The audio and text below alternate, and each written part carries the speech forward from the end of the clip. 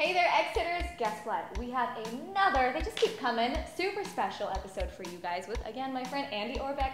We're going to do a pregnancy core workout because we really want to dispel the myth that if you're pregnant, oh, you should probably avoid doing core. That's crazy. Yeah, it is. But I mean, a lot of women feel that you cannot do core anymore because they think of it just being abs. But as we know, core means all the muscles that wrap around like a corset or a cummerbund and actually attach at the base of the spine, as well as control the ribs and the hips in the front. So I want to show you some movements that you can do all the way till the end of your pregnancy, because you will do your core obviously when you're pushing at the end of childbirth. Now, of course, if your doctor has told you that you have a condition called diastasis recti, it's the splitting of the abdominals, you're going to want to avoid doing them all together, but that's a great conversation to have with your healthcare practitioner. Absolutely. So I'm going to show you like 4 or 5 movements that you can do to be able to feel your abs really strong and then also protect your back, which sometimes gets hurt a little bit later on in your pregnancy. Perfect. Okay, well, let's get this party started. Great.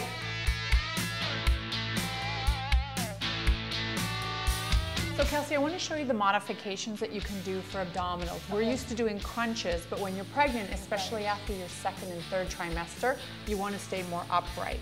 So the key is to lean back on your elbows and use a tool like a pillow to prop yourself up. Good. Now in that position now we know that the heart rate is a little bit above the bump of the baby, and then we can relieve some of the pressure from the weight of the baby onto the organs, which can prevent some of the circulation, and that's why we use the caution. The first way to do it is to actually contract the abdominals using the movement and weight of the legs. They're called heel slides. So without lifting the feet off, just gently slide one foot down and then the other. Very good. And then back up again. Very good. Nice work. Good. Or alternatively, you can do down, up, down, up. Very good.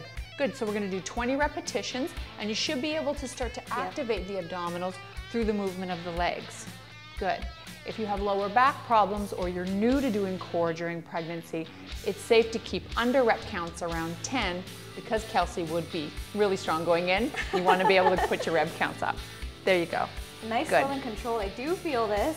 Yeah. I think if you're just watching and you're not being a doer over there, you're probably like, is that even doing anything? Yes, it is. Yeah. So the abdominals contract by either the levers of the legs or the lever of the upper body, sliding the ribs into the hips. Very good. So as long as you do enough repetitions, you'll be able to feel the core move through.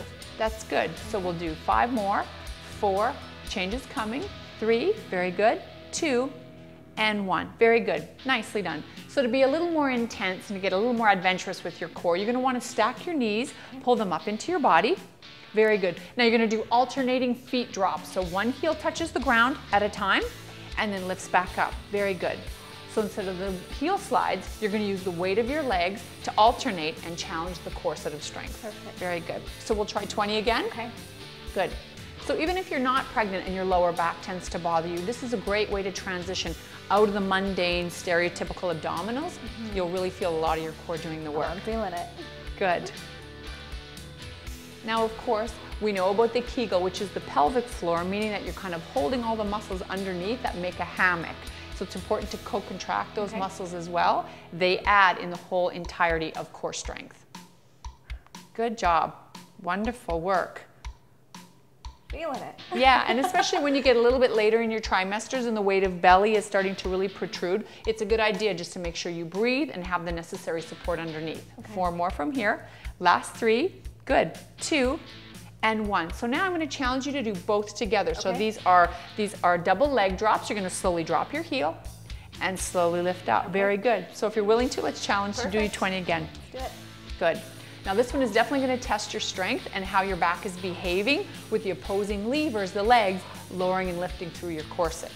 So if you feel like it's a little bit too much, go back to single leg work. Very good. You're handling that well. You'll also notice that the abs will do a little bit of movement. That's perfectly normal during pregnancy. You still want to be able to keep that core nice and strong. You'll use it when you push during childbirth. Excellent.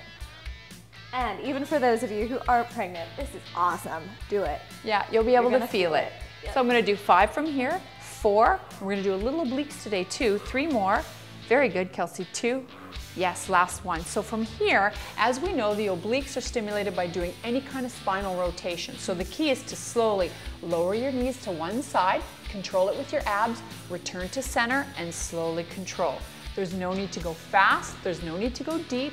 We just want to have a slow transition for the obliques as well as the core to rotate the legs back and forth. I'm going to challenge you to 20 total, 10 per side, and you'll really be able to feel that entire ab area. Yep. That's awesome. Slowly lower, slowly lift. Very good.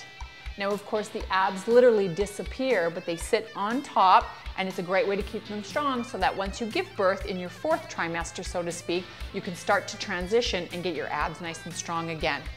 Counting down from 20, this is 8 more. Very good. So what you're doing very well is a slow transition, controlling the movement, good with the breathing. 4 more, last 3, awesome job, 2, and 1. Perfect. So the last one you can do is actually a little bit of bridging. It's still safe during pregnancy. You just want to be careful with your form and be able to get your breathing. So if you want to roll around on your elbows and your knees, use the pillow. Most people kind of like the support. And then in that position, you want to tuck in your chin. Good.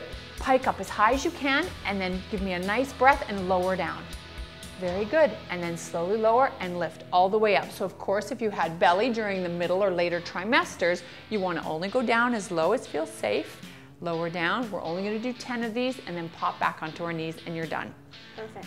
Very good. And of course, if you're already really strong going into pregnancy, you can do a little bit longer in the core. You just want to make sure that you're adding precaution with your form. You want to be safe with your reps and your breathing. 4 more. Very good. Are you willing to do a challenge and a hold at the end? Absolutely. Okay, good. 2 more. Very good. Last one. And then from here, you're going to drop your tush, hold in plank, abs are active, lower 1/2 inch lower, and hold right there for 5, 4, 3, 2, and 1. Perfectly done. Excellent job for you and a potential mommy. Yes, absolutely. And I really hope that you guys are engaging in this too. You do not have to be a mother or pregnant or anything like that to participate. And having Andi here with us is such a treat. So please take advantage of these videos with her. And we will have a couple other things coming your way.